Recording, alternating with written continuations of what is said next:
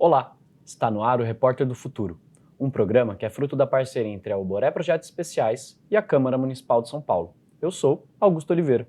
E eu sou Amanda Stabile. Aqui você assiste as reportagens sobre os principais temas da cidade de São Paulo por meio das lentes de jovens repórteres. E também acompanha entrevistas com essas e esses estudantes. No programa de hoje, estamos com Larissa Teixeira e Diogo Mendonça, que participaram da segunda edição do módulo Cinema e Jornalismo, Luzes sobre São Paulo. Sejam muito bem-vindos. Obrigada. Obrigado.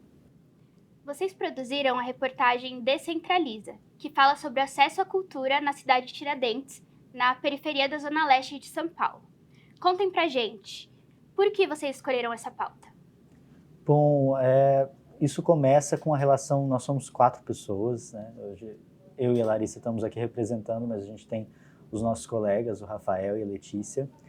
E a Larissa é de Cidade de Tiradentes, o Rafael tem uma proximidade com a Cidade de Tiradentes, e a gente teve um processo em que as pessoas fizeram um brainstorming de pautas assim, escreveram um documento com ideias. Eu achei essa ideia muito boa. A gente acabou encontrando a Larissa também, que se juntou ao grupo. Na verdade, na origem disso, a gente ia falar sobre o Pombas Urbanas, que é um dos grupos que a gente vê surgir ali no documentário, que é um dos grupos que faz a cultura em Cidade de Tiradentes, que tem uma história muito bonita e de décadas, assim, né? Mas a gente foi estudar esse universo da cultura na Cidade de Tiradentes e descobriu que tinha muita coisa para falar, muita coisa importante, assim, e que existe muita coisa lá que precisa ser mostrada e que precisa ser discutida também, como que funciona, como que poderia funcionar melhor. Então foi um processo de se interessar pelo universo ali da cidade de Tiradentes, por uma coisa específica daquele universo e conhecer um pouco mais e descobrir que tinha muita coisa legal para falar. Eu acho que vale dizer também que a nossa pauta final, ela foi construída ao longo do processo do documentário. Então, conforme a gente fazia entrevistas, a gente encontrava pessoas, ia nos lugares, a gente percebia determinados pontos que iam se conversando, uma pessoa falava aquilo, a outra falava uma outra coisa que se complementava também. E aí a gente percebia aqueles pontos e foi ligando eles em direção à questão do acesso à cultura em Cidade de Tiradentes. Então foi uma coisa muito construída também nesse processo de entrevistar pessoas, de pesquisa e de fazer o roteiro e a montagem do documentário. E é bem interessante que vocês abrem a reportagem falando sobre as pessoas e os movimentos da periferia que constroem a cultura independente do investimento, do poder público-privado, que estão fazendo por livre e espontânea vontade, né? Queria entender com vocês mais qual que é a importância desses movimentos que vocês entrevistaram para a reportagem para a cidade de Tiradentes. Eu acho que esses movimentos têm um potencial muito importante na questão do acesso à cidade, ao direito à cidade. Quando a pessoa... a gente está falando de um bairro que, dentre outros indicadores, tem a menor taxa de emprego formal da cidade. Então, a maioria das pessoas que trabalham lá formalmente precisam sair do bairro, se locomover, andar longas distâncias para conseguir fazer as suas atividades do cotidiano. Então, quando a pessoa quer ter alguma atividade cultural, alguma coisa nesse sentido, ela pode ter aquilo perto da sua casa também. Então, quando você tem esses coletivos, essas ocupações bem próximas de casa, em que as pessoas podem participar efetivamente, você está falando de direito à cidade, você está falando de qualidade de vida, você está falando de uma rotina que muda em relação à questão do próprio bairro, que ganha um movimento diferente, e a vida das próprias pessoas também, que tem essas possibilidades. A gente quis trazer um ponto que eu acho que é muito importante, e isso é parte da ideia que a gente quer dar com o nome também, com Descentraliza, que é isso que você falou. A cultura, existe uma importância muito grande do papel do Estado, mas o papel do Estado não é levar a cultura para a periferia. Isso é uma ideia errada, assim. Então, acho que a grande mensagem do documentário, a gente até colocou isso no final, assim, para deixar reverberando mais tempo, é isso. O Estado é importante e precisa ter cultura, a cultura lá é importante, essas duas coisas são importantes, mas o papel do Estado não é levar a cultura para a periferia, porque a cultura existe lá, a periferia, e isso a gente falou com o Pablo, que ele fala no final do documentário, a periferia é fértil. E acho que essa é a grande mensagem que a gente descobriu e quer passar. E por que ter acesso à cultura de forma gratuita é tão importante nas periferias de São Paulo? Eu acho que isso tem muito a ver com o que a Larissa falou agora, assim. As pessoas até chamam, né, esses territórios um termo meio acadêmico, nem sempre tão legal, de cidades dormitórios, né? Porque essas pessoas têm que se deslocar a grandes distâncias para trabalhar, elas acabam voltando, perdem muito tempo no deslocamento, né? E não vivem a cidade onde moram, né? Elas vivem o centro onde elas trabalham, vivem o transporte, mas não vivem o lugar onde elas moram. Elas vão para lá para dormir, para atividades, elas não têm tempo de aproveitar esse lugar. Então, a cultura nessas periferias é uma forma de garantir que aquilo seja uma cidade mesmo, assim, porque aquelas pessoas têm direito à cidade também. Então é preciso que isso esteja próximo delas, que isso seja alimentado nesses territórios, porque eles não podem virar só cidades dormitórias, não podem ser só isso, né? É a cidade daquelas pessoas, de todo mundo, de uma grande população, e isso é garantir o direito à cidade também. É uma forma também de você fortalecer a população daquele local e das regiões próximas. Cidade Tiradentes tem mais de 220 mil habitantes, assim, segundo o último censo, mas não sei a cifra exata. Então é muita gente para um lugar só. Essas pessoas precisam ter alternativas. A criançada saindo da escola, ela pode ir num centro cultural, aprender música, aprender teatro e enxergar aquele território dela como um local seguro para se fazer isso.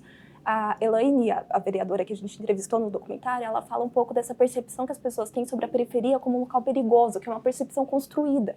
Só que da mesma forma que acontecem casos de criminalidade em vários pontos da cidade, não só na periferia, as manifestações culturais também acontecem em vários pontos da cidade. Você pode olhar a Vila Madalena como referência de grafite, mas Cidade Tiradentes também. Então, quando a gente fala sobre esses movimentos culturais, esse acesso à cultura, você está potencializando o bairro, o território, mas as regiões como um todo. Falar sobre a periferia é falar sobre a cidade de São Paulo como um todo. É isso aí, precisamos lutar pela cultura popular. Agora a gente vai para um rápido intervalo e na volta a gente assiste Descentraliza. Reportagem produzida por Larissa Teixeira, Diogo Mendonça, Rafael Lazari e Letícia Vieira. Voltamos já!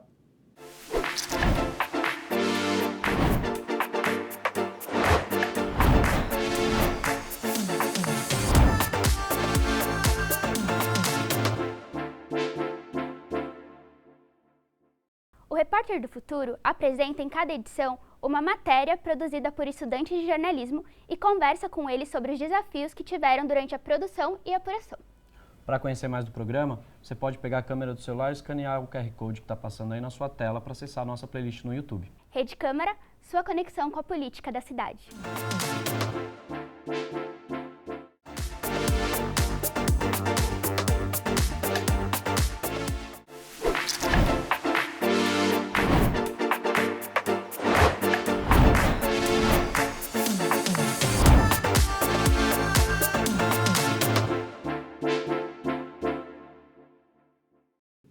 Já voltamos para assistir Descentraliza, reportagem produzida durante a segunda edição do módulo Cinema e Jornalismo, Luzes sobre São Paulo, do projeto Repórter do Futuro. O trabalho foi realizado por Larissa Teixeira, Diogo Mendonça, Rafael Lazari e Letícia Vieira. Bora conferir? Bora! Por a gente estar num bairro muito afastado do centro, a galera sempre fez tudo aqui. Tudo. Então, sei lá, desde o teatro de rua, coletivos de dança, coletivos de grafite, grupos musicais. Tudo acontecia aqui porque, tipo, a gente tá 2 horas do centro de São Paulo.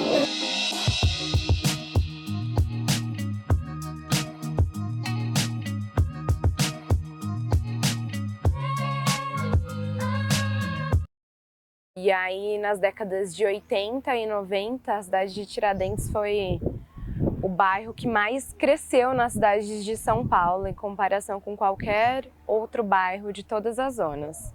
A Coab, ela atende uma demanda de população de baixa renda, né? É um projeto federal. Os primeiros moradores daqui do bairro falam muito sobre a falta de estrutura, né? A falta de estrutura para atender o contingente de pessoas que passou a morar aqui. Então é verdade que entregaram um bairro com várias casas e prédios e só. Então não tinha, por exemplo, uma estrutura de saúde, de equipamentos equipamentos culturais. Existiu um movimento chamado Movimento de Defesa da Cidade de Tiradentes, que foi encabeçado por uma série de pessoas que já atuavam em algumas áreas, que atuavam já na educação, no transporte, na cultura. E aí eles, através de uma luta ampla, conseguiram ir reivindicando aos poucos e conquistando também tudo que a gente enxerga e usufrui hoje. Mas a minha infância aqui eu acho ótimo, assim. Fiz várias coisas, brinquei de tudo que podia brincar, andava no meio das matas, a gente causava na infância aqui. Já tinha o Pombas Urbanas, o Instituto Arte em Construção já existia. Eu acredito que era um dos únicos espaços que existiam com esse viés cultural, artístico e educacional também.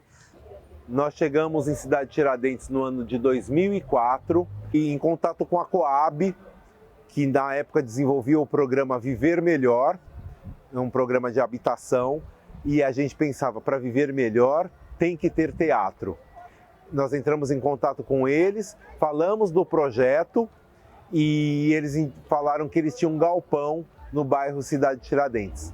Aí nós viemos conhecer e na verdade não era um galpão, eram as ruínas do que tinha sido um antigo supermercado que estava abandonado por mais de 10 anos.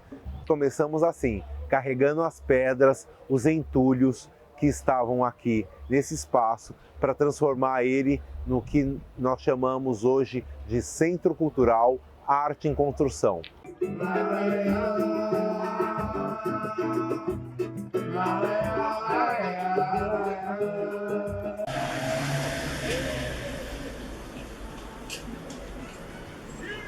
Esse centro de formação é uma luta de muito tempo antes dele existir aqui. Ele é uma luta anterior de movimentos como, por exemplo, o Mocute, que há 30 anos discutem cultura na cidade de Tiradentes, que é um movimento, por exemplo, responsável por garantir ainda a existência da Casa da Fazenda, que hoje é a Casa do Hip Hop, ali do lado do terminal, que é uma casa histórica, né, aqui na cidade, é um equipamento histórico da cidade que teria sido demolido se não fosse esse movimento de cultura.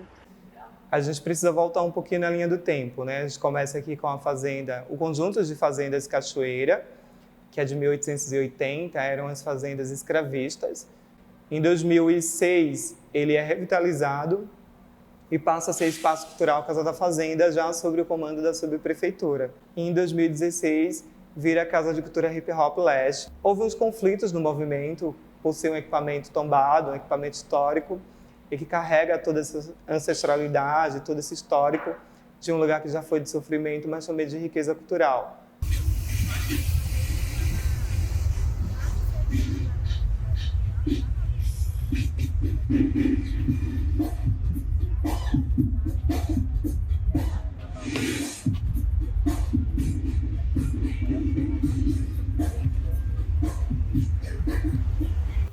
E aí no ano de 2010 eu comecei a fazer um curso de grafite num espaço que tem lá na Avenida dos Metalúrgicos, que se chama Estação da Juventude, com um orientador que é o Eduardo Marinho, que ele assina Credo, né? O nome artístico dele é Credo. E hoje em dia eu pinto no mesmo coletivo que ele, que é o ATM, que é a Operação Tinta no Muro. Tudo que eu sou, eu devo ao grafite, assim. Então, para mim, é muito importante esses espaços. A existência desses espaços, elas são muito importantes na quebrada, principalmente por esse motivo, né? De possibilitar que você desperte alguma coisa dentro de você para alguma área. A ideia é que nesses territórios onde você tem uma cultura viva, uma cultura pulsante, mas que às vezes muitas vezes falta política pública para dar vazão a esse tipo de atividade artística e de manifestação cultural mesmo da vida das pessoas. Então, uma das coisas importantes desses equipamentos é você conseguir fazer uma formação adequada e continuada aos territórios que estão no entorno desses equipamentos. Então, o centro de formação como esse aqui, ele deveria oferecer cursos de iluminação, de técnico de som, deveria fornecer cursos mais substanciais de teatro, cursos de dança, de música, enfim, né, de arte, né, da produção de arte. Existem várias coisas internas nos espaços culturais que são muito bem frequentadas, só que são específicas. Sei lá, às vezes é um curso de corte e costura, que a gente está numa comunidade onde várias pessoas querem adentrar o mercado de trabalho, E aí como que ela vai fazer isso? Sei lá, às vezes é uma mulher que já tem 60 anos de idade, mas ela quer. E aí ela faz um curso de corte e costura, que é uma linguagem mais específica e consegue. Mas, por exemplo, uma oficina de iluminação, como teve, às vezes é vazia.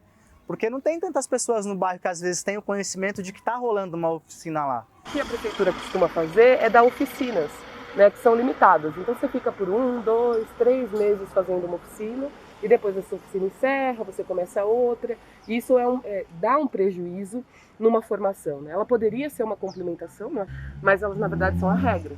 É praticamente só isso que a Secretaria Municipal de Cultura oferece. E isso não forma artistas, né, como trabalhadores da arte.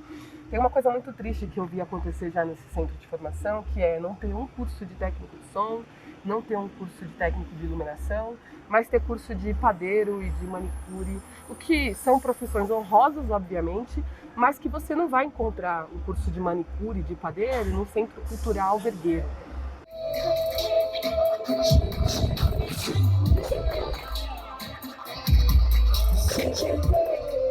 Eu acho muito massa a galera se movimentar, até porque é um bairro que eu ainda acho que, mesmo que tenha muitas ações culturais, eu acho que ainda falta muito mais. Eu acho que falta ter mais acesso, divulgação também, porque não chega para todo mundo, embora seja um bairro muito grande, muito bem extenso. Então você sente muito isso, as pessoas às vezes elas veem as coisas acontecendo nos equipamentos, mas elas ficam receosas, tipo, será que posso ir, posso participar? O sistema de transporte não foi feito para que você circule a cidade. Então, se você quiser ir para São Miguel hoje, que é um bairro próximo, você vai levar 2 horas, se você for de transporte público.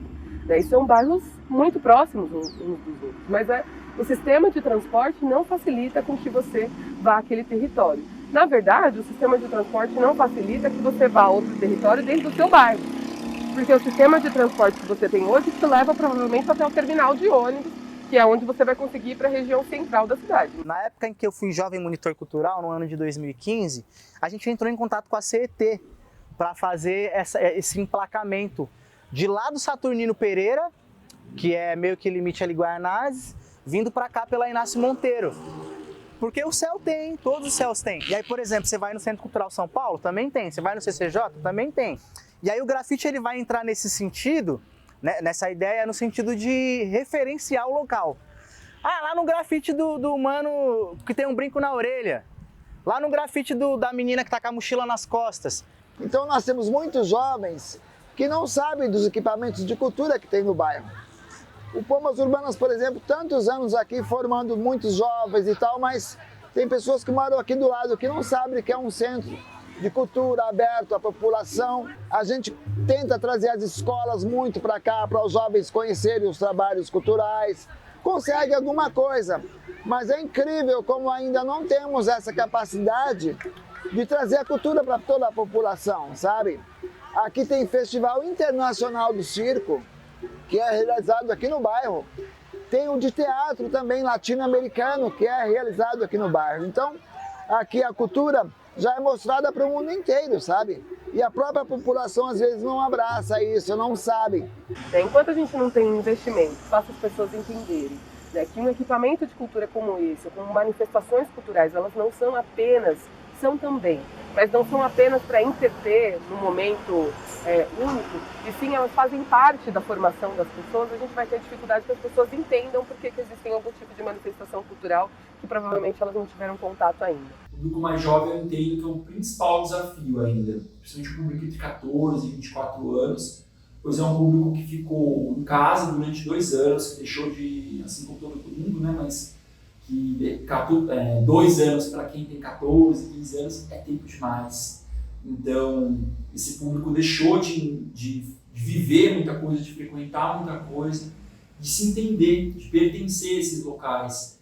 Então, é um grande desafio a gente conseguir que os jovens sintam-se à vontade para entrar nesses locais. Há necessidade, sim, de que esses espaços exista uma figura de um articulador. Não é só colocar uma postagem no Facebook, no Instagram, que vai construir público. Jamais. Esse não é o caminho. O caminho é o diálogo com a sociedade, que as pessoas possam opinar e escolher o que elas querem assistir. Trabalhar com cultura é algo incrível. Assim. A gente toma dessa água, é viciante.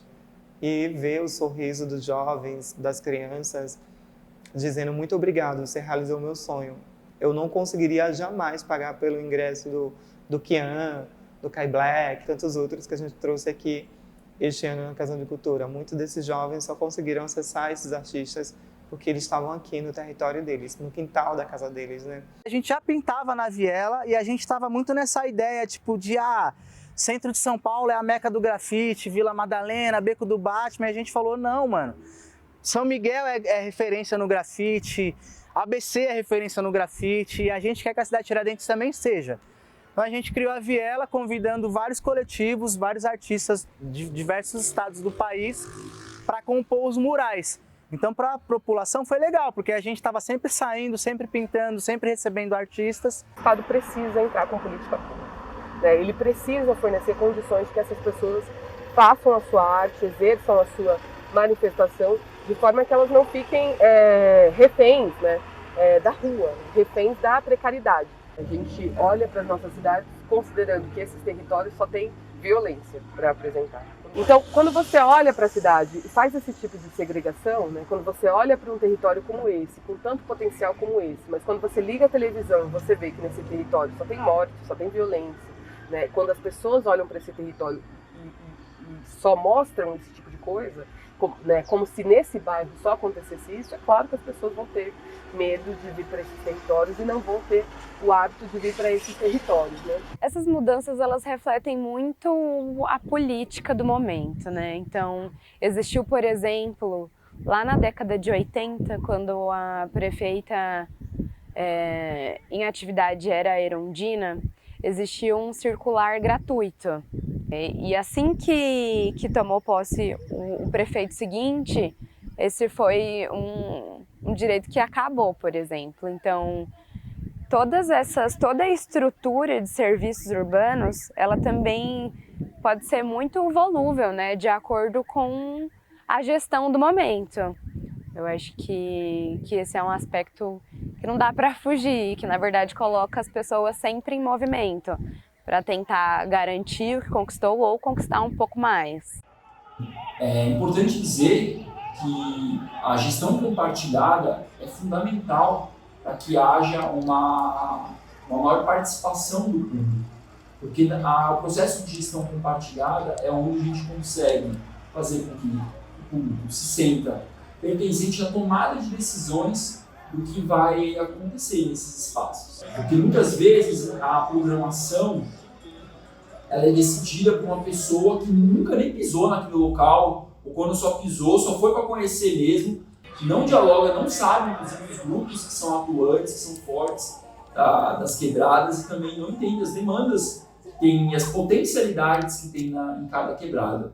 Então é fundamental que haja esse processo de gestão compartilhada, que o público consiga opinar dentro desses processos, para que assim, enfim, haja um pertencimento e as pessoas se sintam à vontade e interessadas em frequentar esses lugares.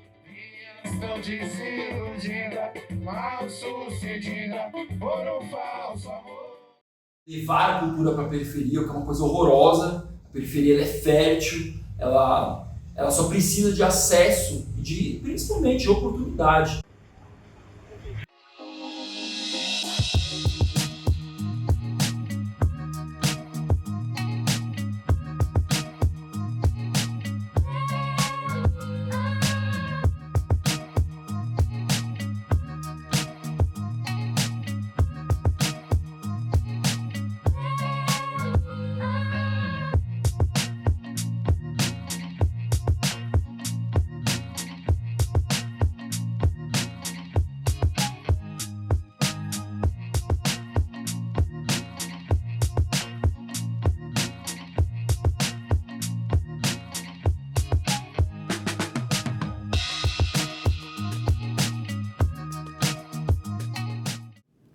Gente, quantas iniciativas culturais incríveis na cidade de Tiradentes, né?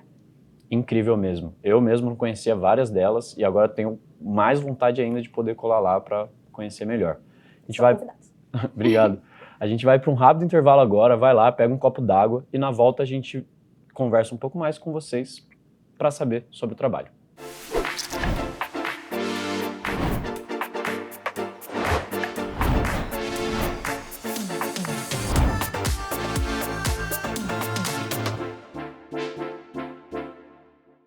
Você aí que está assistindo o programa, está com dúvidas, sugestões ou quer rever algum episódio, como é que você pode entrar em contato com a gente? É muito simples. É só apontar o seu celular para o QR Code que está aparecendo aqui na tela.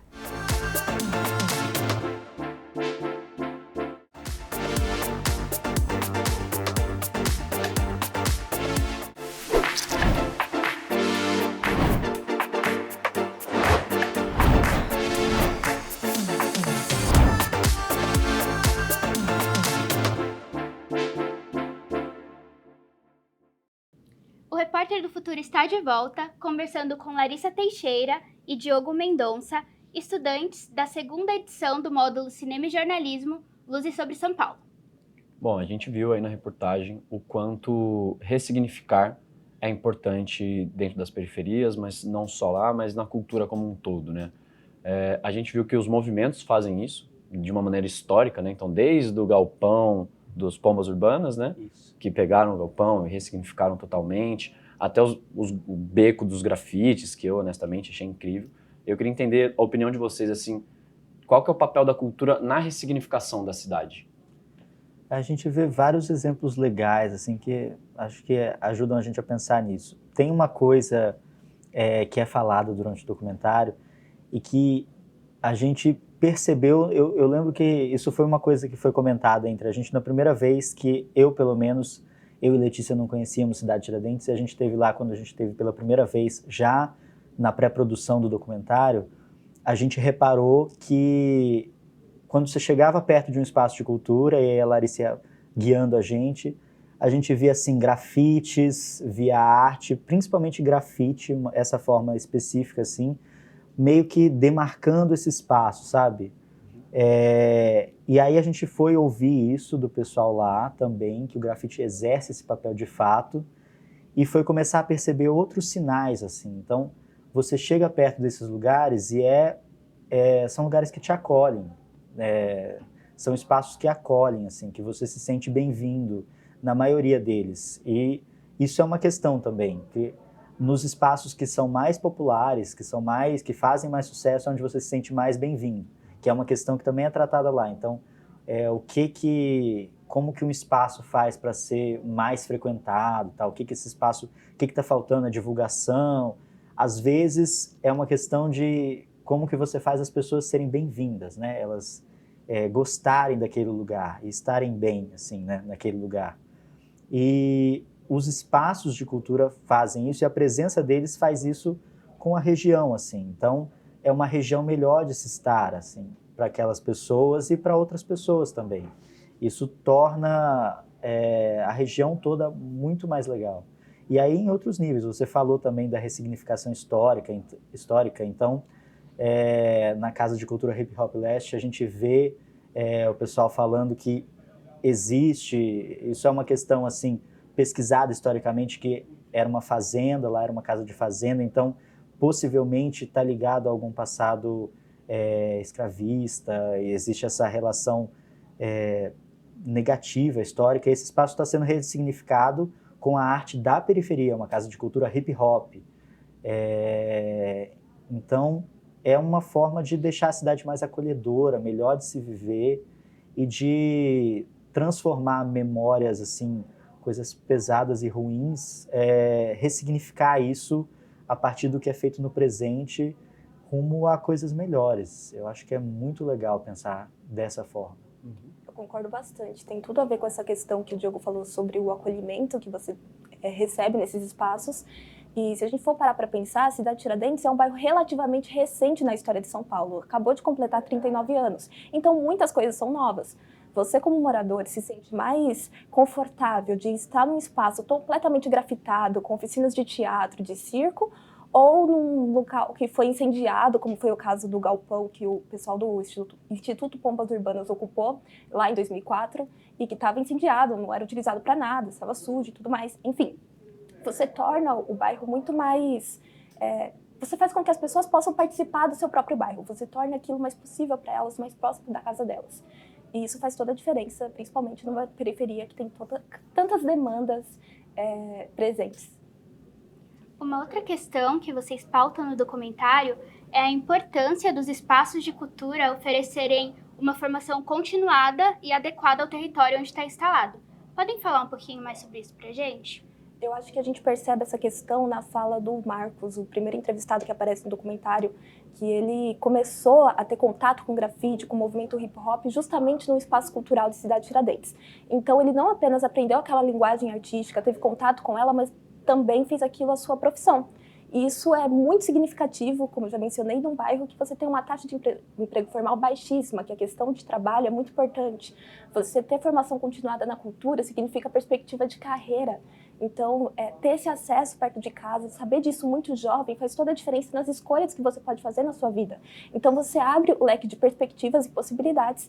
Por isso que é tão importante você ter uma formação continuada que permita com que você se torne um profissional, ou então alguém que profissionalize suas atividades, mesmo que já exerça elas sem uma formação específica, acadêmica e tudo mais. Enfim, permita que você as desenvolva num local propício para isso. É muito mais do que você ter contato com uma linguagem específica por algumas semanas. É você poder desenvolver isso a longo prazo e seguir o caminho que for melhor para sua vida.